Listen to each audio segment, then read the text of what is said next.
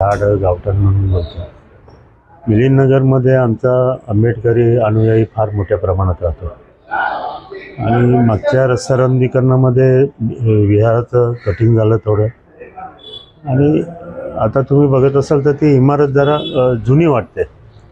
जाता येते बघत होतो ह्या रस्त्याने जेव्हा जायचं मला वाटलं काहीतरी प्रॉब्लेम आहे, काहीतरी अडचण असेल म्हणून ही लोक बांधत नाहीत. आणि मग एका कार्यक्रमामध्ये आमच्या देवलेकर मॅडमच्या गणेश कांबळे बाबा जाधव आमचे आले तिथे आणि त्यांनी खंत व्यक्त केली की दादा तुम्ही एवढं काम करता पण आमचं मग मिलिंदनगरचं बुद्ध विहार जे आहे ते पण होईल का बघा. मी बोलो होईल ना, कारण मी निधी माझा पर्सनल निधी मी कुठेही देऊ शकतो.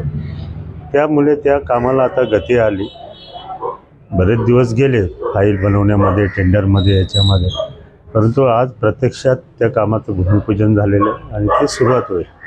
एक सुंदर इमारत ह्या मिलिंदनगर परिसरातील आमच्या आंबेडकरी अनुयायांना तिथं दिसेल. आणि हा मुख्य रस्ता आहे, मुख्य रस्त्यावरती असल्याकारणाने ती चांगली पाहिजे, देखणी पाहिजे. लोक तिच्याकडे कमीत कमी बघितलं पाहिजे की अरे हे काय आहे, बुद्ध विहार आहे. अशा चांगल्या प्रकारचं बुद्ध विहार मिलिंदनगर परिसरातील आपल्या बांधवांनी बांधलेलं आहे. हे एक समाधान देणारी गोष्ट आहे. ठीक आहे, रस्ते, पायवाटा, गटर हे ते वगैरे मी भरपूर करत असतो, पण अशी एखादी इमारत झाली की जरा मनाला थोडा आनंद वाटतो आणि तो आनंद आज फार मोठ्या प्रमाणात आहे. मला 2-4 दिवसामध्ये या त्यांच्या सोयीनुसार ते कामाला सुरुवात करते असं. आणि 25 लाख रुपये आपण निधी दिलेला आहे. कॉन्ट्रॅक्टर हा मीच दिलेला आहे. त्याचं कारण असं आहे, उद्या जर 5-10 लाखासाठी काम थांबायला नको.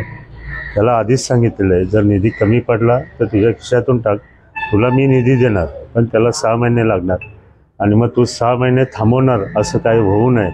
कारण शेवटी कसं आहे, प्रत्येकाच्या भावना असतात, त्या भावना जपण्याचं काम पण आपण करायला पाहिजे. मी कल्याण शहराचा आमदार आहे, प्रथम नागरिक आहे, त्यामुळे समाजातील सर्व समाजातील लोक आणि सगळे लोक, मी सर्वांचा आमदार आहे. पक्षाचं जरी माझ्या पाठीमागे हे असलं तरी मी सर्व जनतेचा आमदार आहे आणि त्यामुळे एक चांगली आणि भव्य वास्तू इथे आम्ही आता तयार करणार.